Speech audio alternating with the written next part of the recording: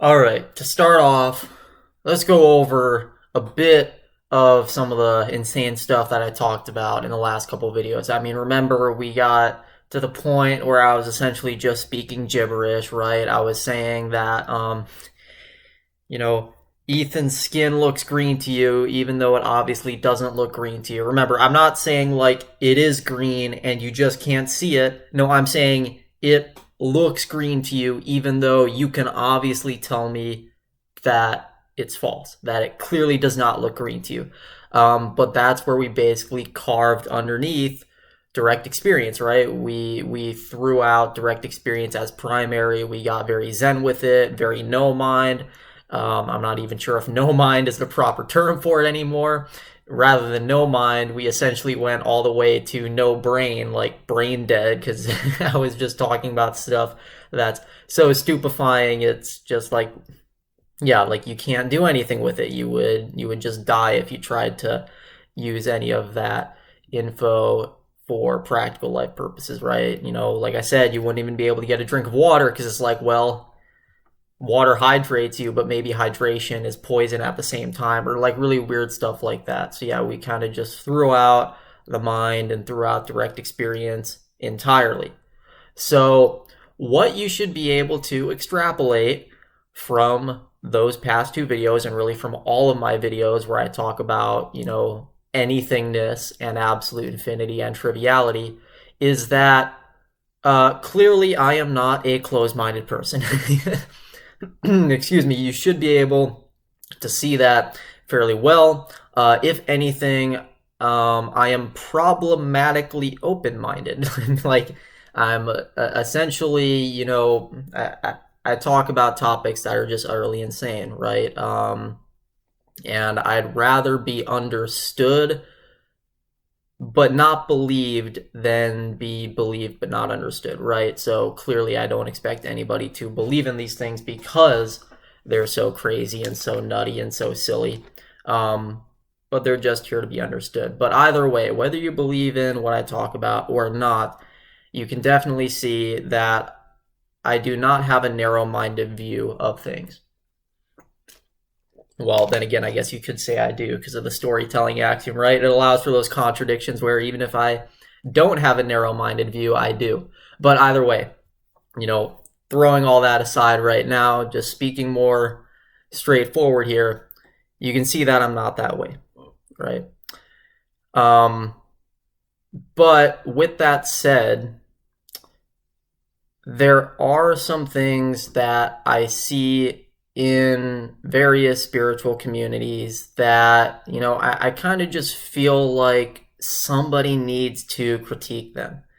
And, you know, it's strange when you have a person like me talking about how, this skin is green and saying like things like that, which are obviously false. It's strange to have a person like me come out and do some critiquing on anybody, right? Because how could a person like me say anything is false if I'm essentially the type of person who even says that false things are true, right? Like it almost makes no sense. But actually, if you think deeper about it, and if you think deeper about a lot of the things that I went over in my last video, this should seem expected to you.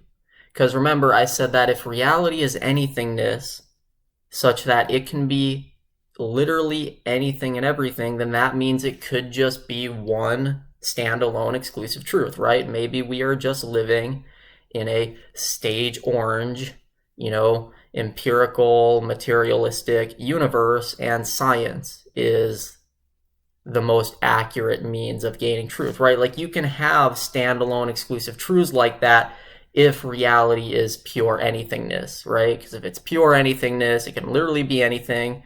And if it can literally be anything, well, then obviously that is one of the options. It could just be a purely empirical universe, right? It could be purely scientific. So we have to be open to that. This is the art of Zen no mind, at least as I see it, is that you become so open-minded to this pure anythingness and everythingness that you literally see that, any option is on the table. And so you kind of use your skepticism to be willing to engage with ideas that you don't necessarily like, right? So I have a lot of people in my audience who are very spiritual, and I can tell that they don't necessarily like science. Honestly, grow out of that. I'm telling you this right now, you need to outgrow that. I don't understand why people are so against science. If you're really, really super spiritual, such that you are open to this broad, absolutely infinite anythingness, you should be open to the possibility that if reality can be anything, it could be a standalone truth that is purely scientific. So you should not have a reason to be against science or the intellect or academia. Yet I see this a lot in many spiritual communities. I see a lot of gurus who just critique academia to no end. And now, sure, obviously academia is not a perfect institution. No institution is perfect, so that's a given. I shouldn't even need to say that. But a lot of these critiques from many of these gurus are unnecessary critiques. They're just completely false. They don't even seem to understand how academia or the scientific community actually operates. Furthermore, they don't seem to understand many of the scientific ideas which they are critiquing. So that's what I'm going to be sort of exposing in this video here. And so, yes, I will be calling out a lot of things as false, but remember, if reality can be anything, then there can be things that are simply 100% false, and we need to call them out if they are, right? So this open-mindedness to anything being true leads back around to, well, if anything is true, then maybe it's simply true that some things are simply false. And if they are simply false, that's where we can critique them, right? Critiquing things is not bad. It's what allows us to grow, right? If we stand around a table as a collective and, look at each other's ideas, point out some hole in another person's idea that they may not be able to see themselves, that's what allows us to work as a collective hive mind, right? Because sometimes we can't see the holes in our own ideas. So if we are in a collective community, that greatly increases the capacity of our consciousness to, be self-aware of these things and be able to grow our ideas. So critiquing is very healthy for that reason. I mean, yes, of course, critiquing can be used in corrupt ways, but that's the same with everything. I mean, even water can be used to hydrate or it can be used to drown, right? So nothing is inherently positive or negative. It depends how you use it. Same thing with critiques. They are able to be very healthy. They are able to be very collectivistic, and they are able to grow our consciousness, our self-awareness, and our overall intelligence and means to progress as a society. So don't be put off by this notion of critiquing certain ideas and exposing them as false. No, as long as it is done from a healthy standpoint, it is perfectly fine, and in fact, it is necessary for progress. So where should I start? Well, it's always best to check yourself before you go around exposing other people, right? You want to make sure that you yourself are not doing the things that you are blaming or accusing other people of doing. So let's start with me, myself, Ethan here. I say that many spiritual teachers have falsely represented the scientific community and various ideas or topics in the scientific community, not just in science, but academia in general. I myself have done this. Remember, I have this broad, absolutely infinite experience of anythingness, and I like to do what I call dialing in. I try to, zoom in on all the various facets of this anythingness and try and find insights which are actually practical, things that could actually apply to people's lives or apply to the discovery of truth or the nature of the universe, physics, biology, things like that, right? And so I've tried doing this throughout this life, as Ethan. I've tried dialing in, and since reality can be anything and everything, obviously some of these dial-ins can be false, right? Because if reality can be anything and everything, you know, you can have scenarios happen where you think the universe is one way, but then it's actually not. So I've made videos that have been released on other channels in the past where I have talked about things like time travel or gravitons or the four-dimensional nature of space-time and how gravitons could be utilized for accessing four-dimensional space-time for things like time travel, things like that. That's more scientific, but I've even had videos like this released on other channels where I talk about more metaphysical topics, like that reality is this six-dimensional infinity, right? Because again, remember, if reality is absolutely infinite and it can be anything, then of course it could be a six-dimensional infinity, right? And that was one of my dial-ins. I used to think from one of those dial-ins that the metaphysical nature of reality was that it's this, you know, sort of six-dimensional infinity. But now I think that's completely false. Now I've dialed in further on other topics, and I don't think that's the case anymore. I do not think that reality is that way. I still think that reality is anythingness, right? That hasn't changed, but there's a mutability within that immutability. You see what I mean? Right? Because again, if it's anythingness, I have to be open to it literally being anything, such that even my own ideas could be wrong. Right? And so that idea about it being this sort of metaphysical six-dimensional infinity, I think that turned out wrong, right? We can't actually run scientific tests on that idea, but I still think it's wrong, even if no test has actually disproven the idea yet. So yeah, there's certain metaphysical ideas I've talked about which are wrong due to the boundless nature of this anythingness, and certainly there's scientific ideas like that time travel idea, which I've discussed, which I now think are false. I think I misdialed in on those. Those were not correct. And I have tried to get those videos taken down. Again, like I said, they are on other channels. I have tried to email or contact YouTube, tell them, hey, I think I released false information. I don't want misinformation out there on the internet since there's so much of it nowadays. I think these videos need to be taken down. And they were like, no, it doesn't violate our guidelines. They're staying up. Kind of sucks. Because even if it doesn't violate their guidelines, again, I don't like contributing to misinformation on the internet because it's saturated with misinformation right now, and I don't like to further poison the well. But what I can control are the videos on my own channel.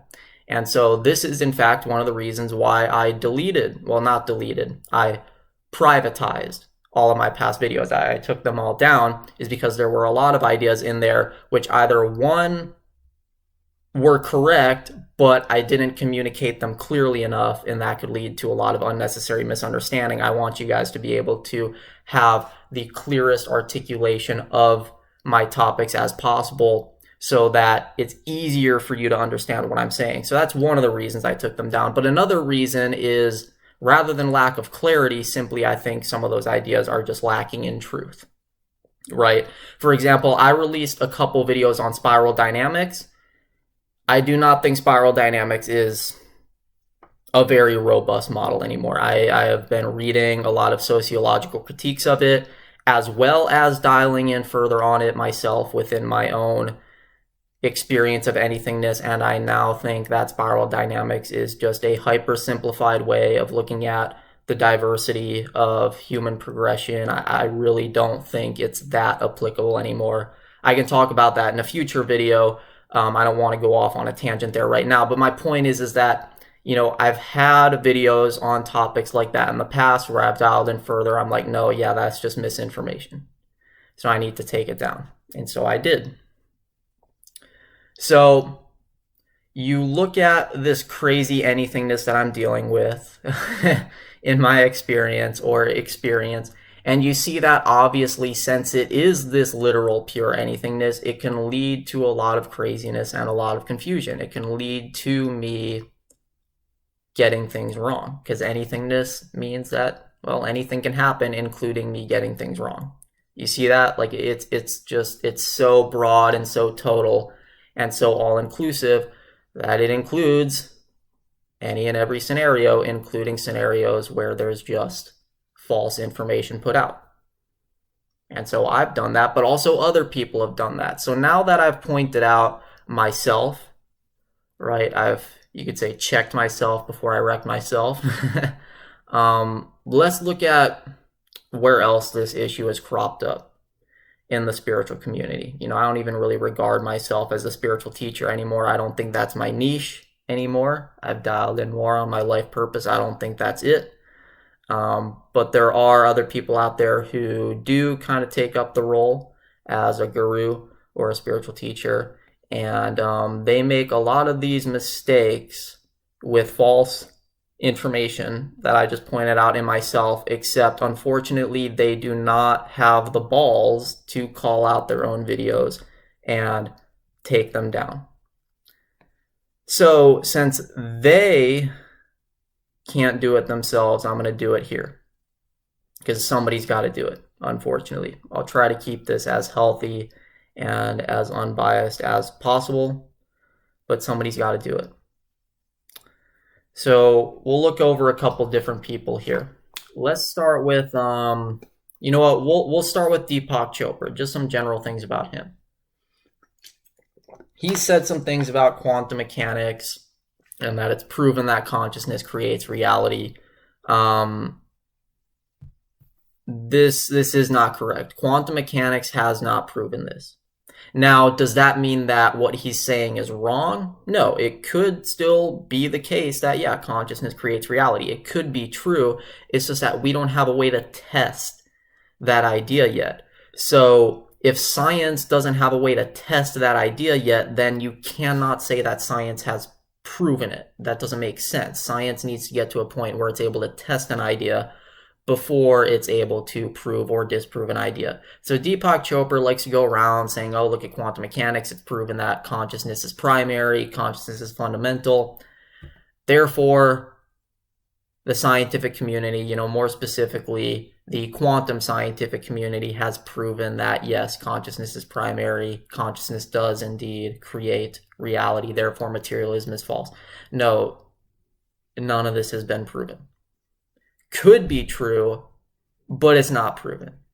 So I'm fine with Deepak Chopra making videos where he claims that reality is consciousness. I make videos where I talk about how reality is anythingness, right? But again, that's siphoned from my direct experience of anythingness.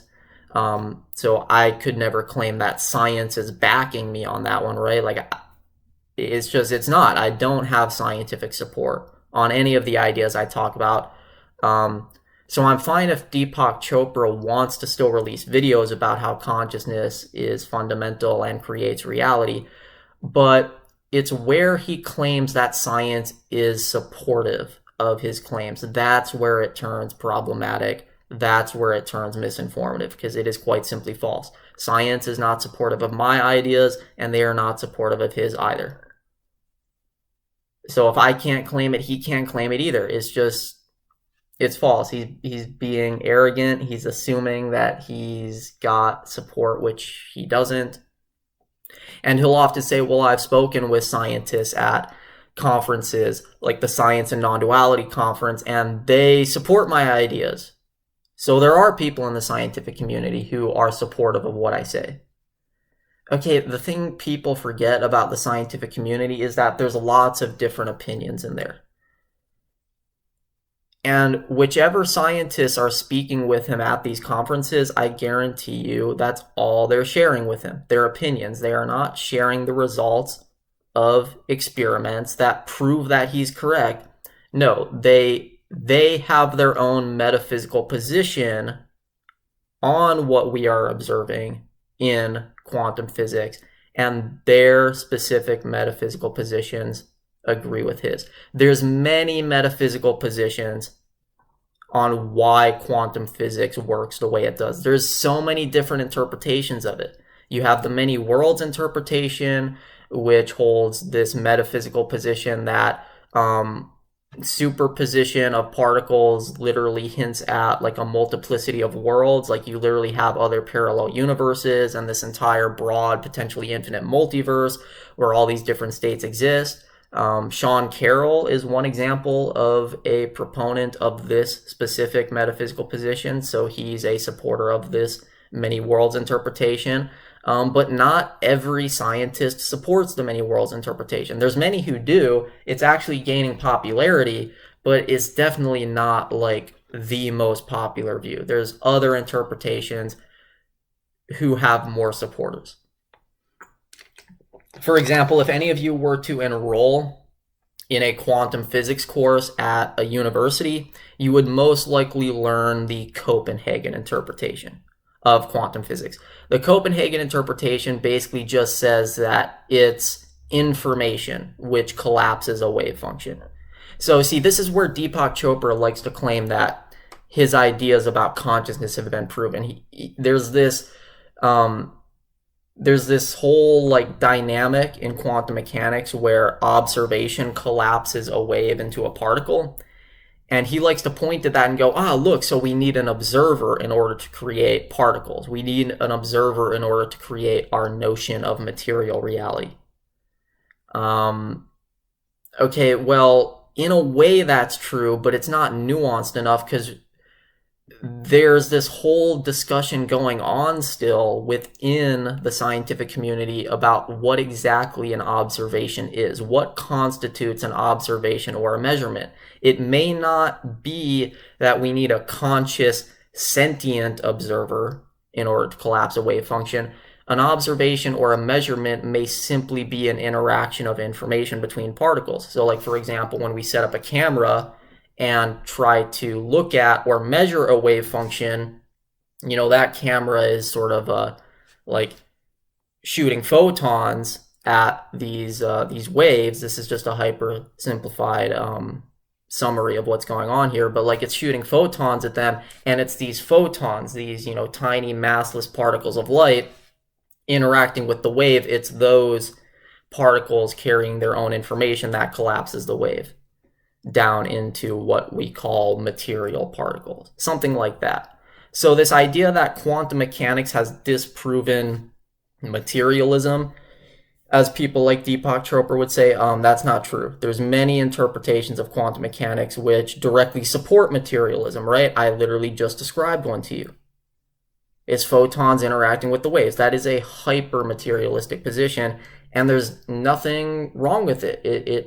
It's a perfectly valid interpretation of what's going on when we see waves collapse into particles. So it is a valid interpretation, and it is very materialistic. So there's all sorts of interpretations that are valid and work just as well with quantum mechanics. And sure, some of them involve consciousness, but some of them are actually very materialistic. So like Sean Carroll's many worlds interpretation. He's not the first one to come up with that. There's been many before him who have been supporters. But that's like something that's not really materialistic or non-materialistic. It basically just posits that there's this whole multiverse of worlds out there. You know, it's this very crazy interpretation of quantum mechanics, and it's growing in its number of supporters. And then, yeah, you have interpretations that seem purely materialistic, like the standard Copenhagen interpretation, which is taught at universities still. That's like the classical interpretation. And then, yes, you'll have other interpretations that are in agreement with Deepak Chopra. But again, it's just one interpretation. So Deepak Chopra likes to claim that the scientific community is closed-minded and that's why they don't like his ideas, that's why they critique him, that's why they call him a charlatan. This is just a coping mechanism so that Deepak can avoid his own ego getting hurt. That's not actually what's going on. That's wishful thinking. That's an excuse he likes to tell himself to make himself feel better. No, the reason that the scientific community critiques Deepak Chopra so heavily is because he's the closed-minded one. Let me explain. If you try to say that your specific interpretation of quantum mechanics is the correct one and like no others stand a chance, like you're not even open to the possibility, you think yours has just already been 100% proven to be fact, you're the closed-minded one. You're the one who is not open to the Copenhagen interpretation being possible. You're not open-minded to the many worlds interpretation being possible. You're literally only open to yours. That's narrow-minded. That's closed-minded. You are literally only accepting one interpretation as the possibly true one. All the other interpretations be damned. That's closed-mindedness. What academics and people in the scientific community are doing is they are having discussions about all these interpretations. They are still trying to decide and prove which one is true.